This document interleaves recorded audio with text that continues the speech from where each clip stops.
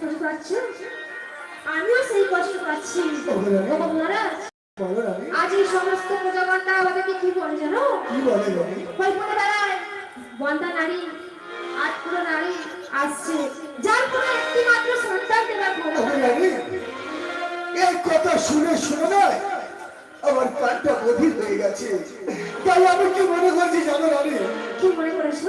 আমি আর আমার রাজ্যে থাকবো না। আমি আমার রাজ্য ছেড়ে যেদিকে দুজন যায় সেদিকে চলে যাবো।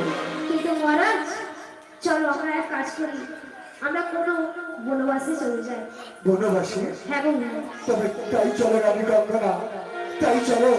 যেখানে গেলে আমরা একটু মনের আনন্দে থাকতে পারবো। তুমি ঠিক বলেছো মহারাজ, তবে তাই চলো আমরা চলে যাবো ওই বনবাসে। তাই চলো।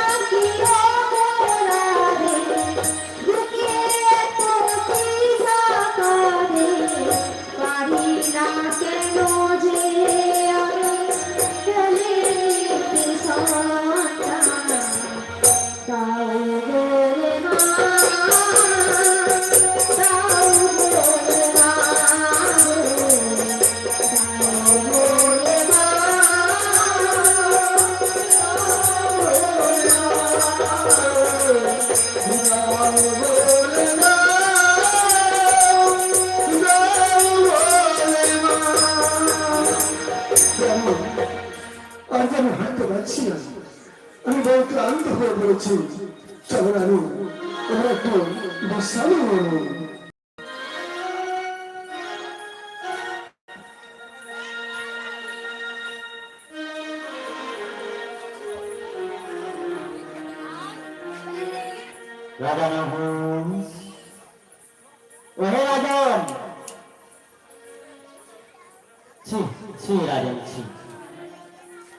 সামান্য পুত্র শোকে তুমি কিনা রাজ্য ত্যাগ করিয়া আসিয়াছ তোমার এই বনবাসে।